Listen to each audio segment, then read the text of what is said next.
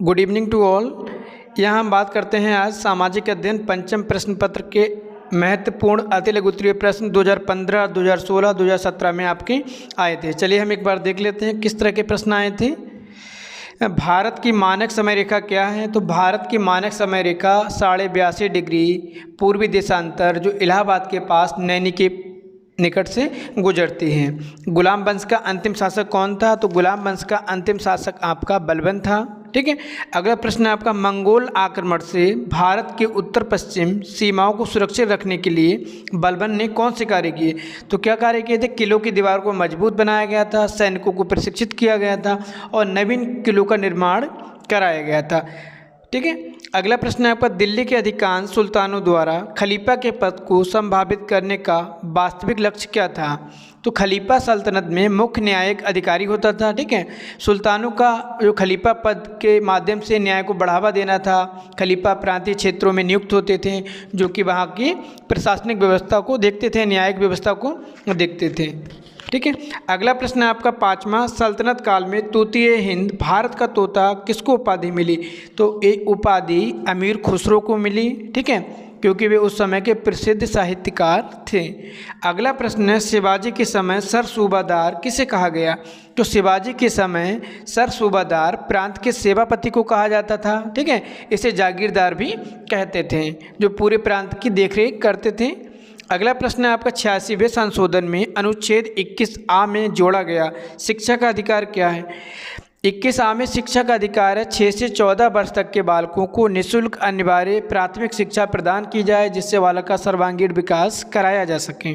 ठीक है। अगला प्रश्न है, समवर्ती सूची किसे कहते हैं? तो समवर्ती सूची किसे कहते हैं? जिसमें संघ या भारत देश या देश एवं राज्य को बराबर अधिकार प्राप्त होते हैं तो उसे हम कहते हैं समवर्ती सूची। इसमें 52 विषय हैं आपके, जिसमें राज्य सरकार भी सोच सकती है, केंद्र सरकार भी सोच सकती है। ठीक है।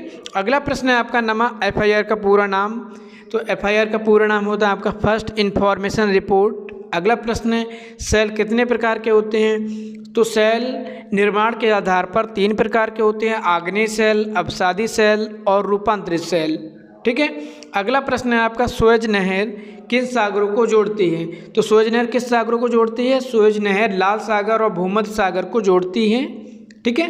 अगला प्रश्न है आपका, टुंड्रा प्रदेश में चलने वाली हवाओं को किस नाम से जानते हैं?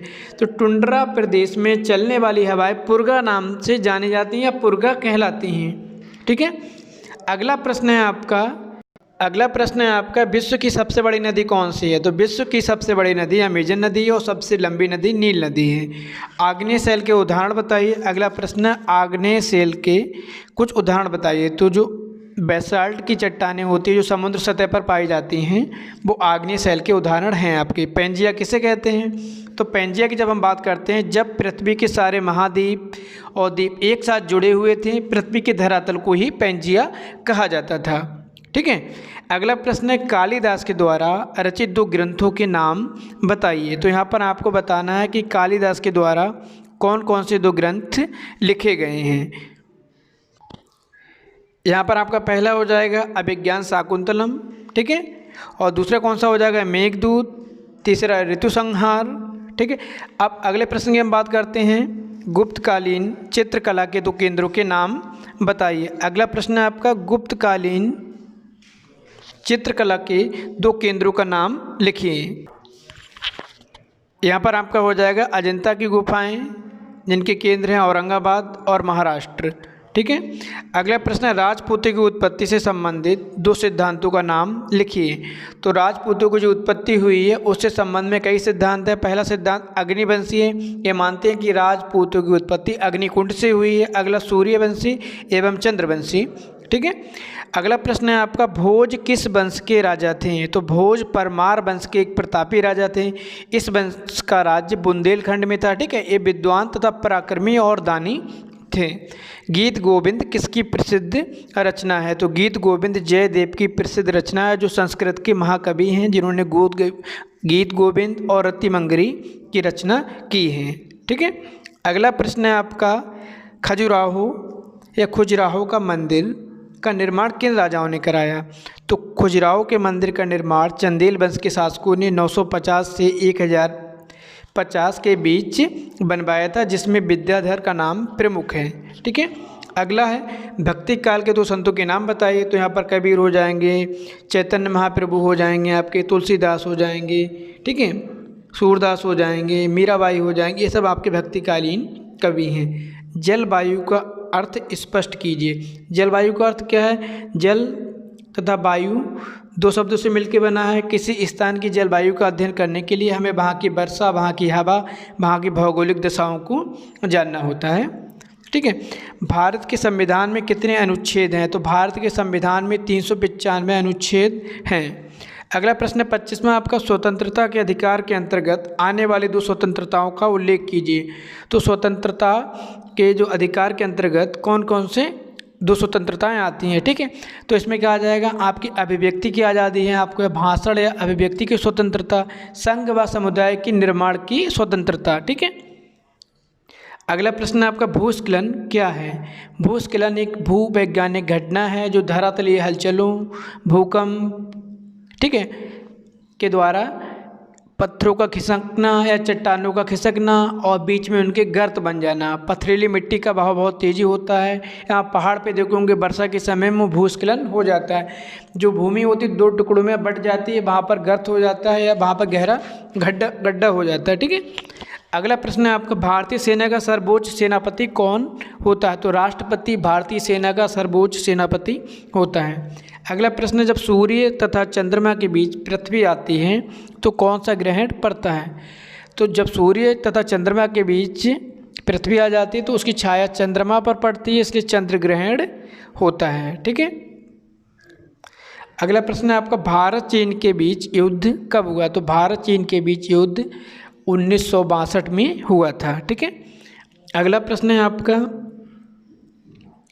भारत किस गोलार्ध में स्थित है? तो भारत उत्तरी गोलार्ध में स्थित है, जिसके मध्य से कर्क रेखा गुजरती है। चंदेलों के 2 प्रसिद्ध नगरों के नाम बताइए। ठीक है। चंदेलों के 2 प्रमुख नगरों के नाम बताइए। तो प्रमुख नगर हो जाएंगे आपके यहाँ पर महोबा, खजुराहो, कलिंजर। ठीक है। अगला प्रश्न है आपका राजपूत काल के 4 प्रमुख कवियों के नाम बताइए। तो राजपूत काल के 4 प्रमुख कवि हैं आपके कल्हड़, शोभदेव, बिल्हड़, चंद्रबरदाई, बल्लाल, पतंजलि, जयदेव। ठीक है। अगला भोज प्रबंध किसकी रचना है? तो भोज प्रबंध बल्लाल की रचना है।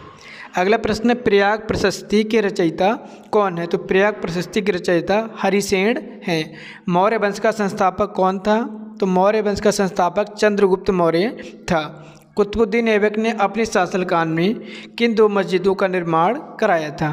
तो कुतुबुद्दीन ऐबक ने अपने शासनकाल में कुतुब मीनार, कुबुत उल इस्लाम मस्जिद का निर्माण कराया था। अगला प्रश्न है आपका सल्तनत काल में राज्य का सर्वोच्च पदाधिकारी या अधिकारी कौन होता था? तो सल्तनत काल में राज्य का सर्वोच्च पदाधिकारी सुल्तान होता था।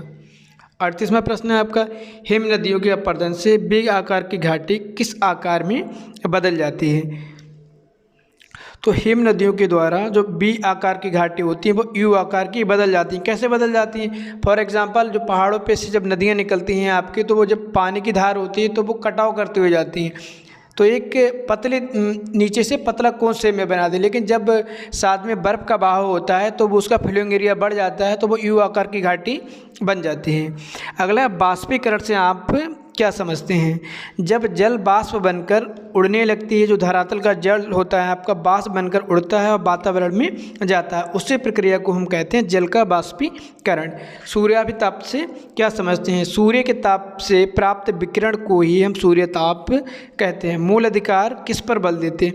मूल अधिकार संविधान द्वारा व्यक्ति के शारीरिक, मानसिक, नैतिक, सांस्कृतिक व सर्वोत्तम विकास पर बल देते हैं। अगला प्रश्न है आपका अर्थव्यवस्थाओं का वर्गीकरण प्रमुख रूप से किन 2 आधारों पर किया जाता है?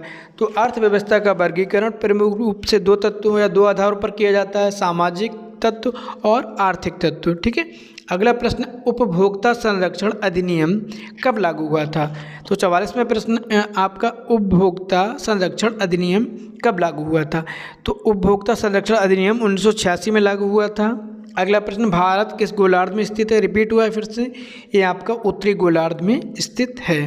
तो इस वीडियो में इतना ही। जो 15, 16, 17 में प्रश्न आपके आए थे उनको रिपीट किया गया है यहाँ पर, तो एक बार आप इसको देख लीजिएगा और इनको याद करने की कोशिश करिएगा। आज के लिए इतना ही, धन्यवाद, थैंक यू।